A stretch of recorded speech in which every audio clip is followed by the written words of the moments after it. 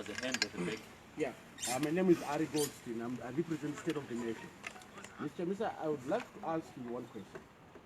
Do you really acknowledge the problem that this country has in terms, besides governance and everything else?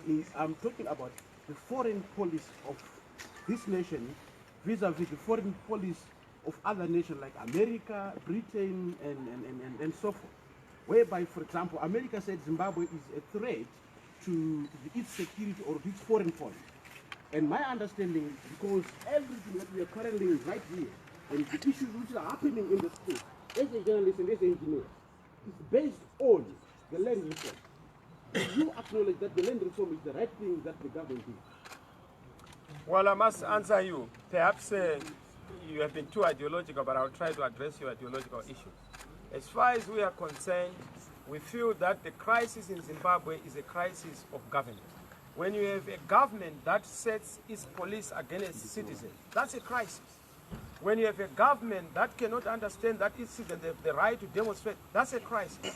But for example, France, Macron, has got some brutal issues going on in Europe, in the heart of Europe. Sure. France, for example, Paris actually, where the yellow vests were being brutalized by the police. And should we classify that as an issue to do with the crisis in governance? It is a crisis of governance as far as we are concerned. Once we fix our crisis of governance in this country, we'll be able to deal with other issues that have to be dealt with. How we relate with other countries is a fundamental issue. It goes back to how we also relate in our own country. We are not in the business of speaking on behalf of the United States of America. We can only speak on behalf of ourselves and our stomachs. And our stomachs... Sorry, can you allow the president to talk?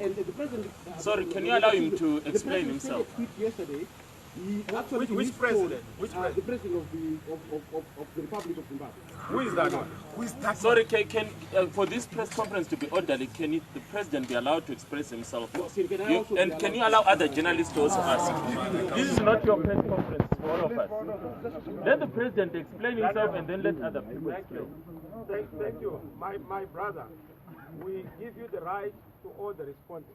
But when you come with an ideological perspective of a political party, we then have to address you as such. And we'll give you time. We can engage on those discourses. For now, we want to give direction on those who want to hear. I've told you that the crisis is the crisis of governance. If you feel otherwise, we can have that engagement as appropriate. Thank you. Thank you. Okay. Another question?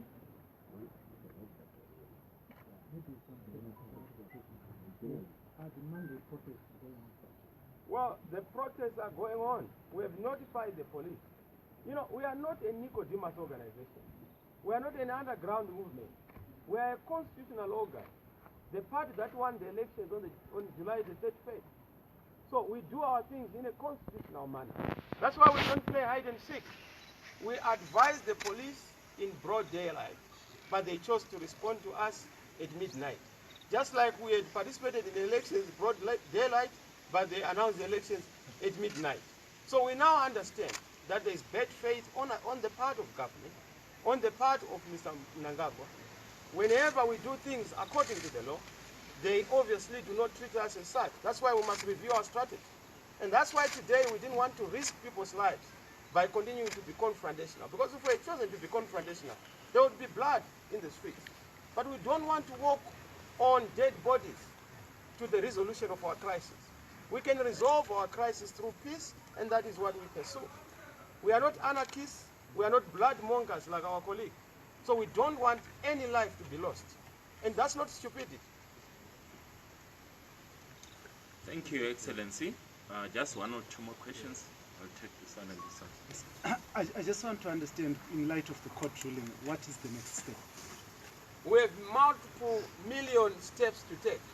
You know that throughout history, a people determined to liberate themselves cannot be defeated. So we are very clear in terms of the direction that we are taking. We are very clear in terms of the next course of action. We will continue to mobilize. But what you are going to see is a mutation of our strategy. Because when we are facing a confrontational regime, we must also use tactics that are going to be above them. They can't be above the people. They can't defeat the people. Smith tried it and was defeated. Mugabe tried it and was defeated. Mnangagwa is trying it, he will be defeated. Thank you, Excellency. Last question. Okay, my name is Fanny Mapumo from the Morning Post. I want to ask the position that the party is going to take, given that the people that were beaten today are helpless Zimbabweans who don't afford any legal fees, who don't afford medical bills. I'm one of the people who were beaten today. Sure. I'm the victim of police I'm brutality. sorry, Fanny, I was told that you were beaten up, you were assaulted as Yes. a journalist.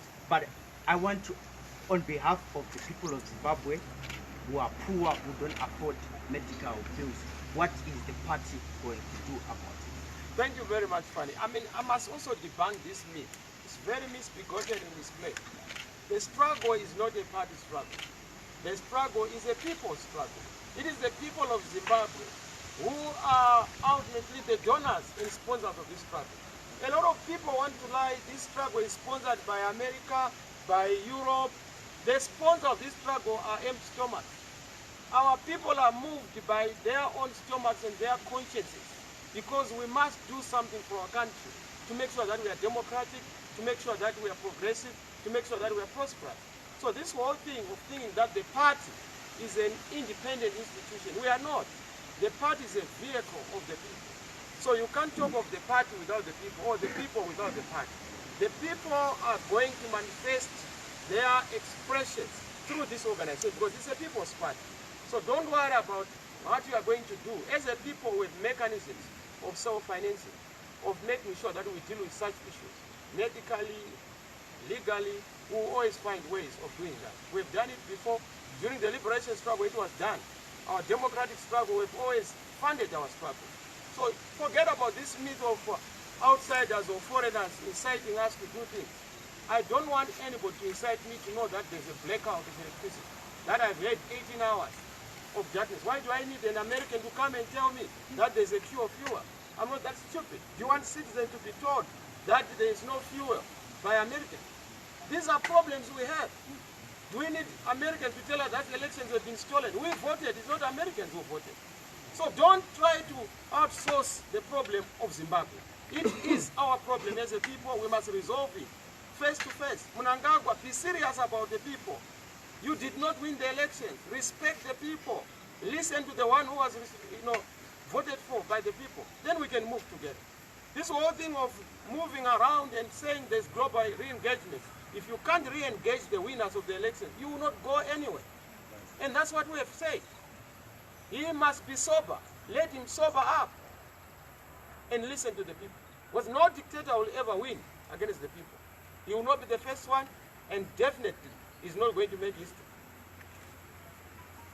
Thank you, Your Excellency. Thank you so much for coming. In terms of the way forward, as you've heard, we'll continue to brief you, but we are continuing. We are not shutting down, we are continuing. So we're not breaking down. In fact, I must say, we had planned for demonstrations today, but we want to thank the police for giving us a stairway. We didn't want a stairway. They did very well, and we must really thank them, at least for once. Yes. They went out of their way to shut down. Yes. We didn't want a shutdown. We wanted a demonstration, then we moved to the next stage. Our struggle is very clear. We know our objective. Don't worry. A lot of people think that is instant coffee. It must be a walk in the park. No. We are very clear of the objective. A people's government that is legitimate. That is the end game.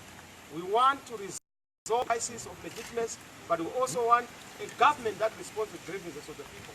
That will come as a result of this protracted, incessant, persistent, peaceful action by the people of Zimbabwe. Because nobody can ever defeat the people in an idea whose time is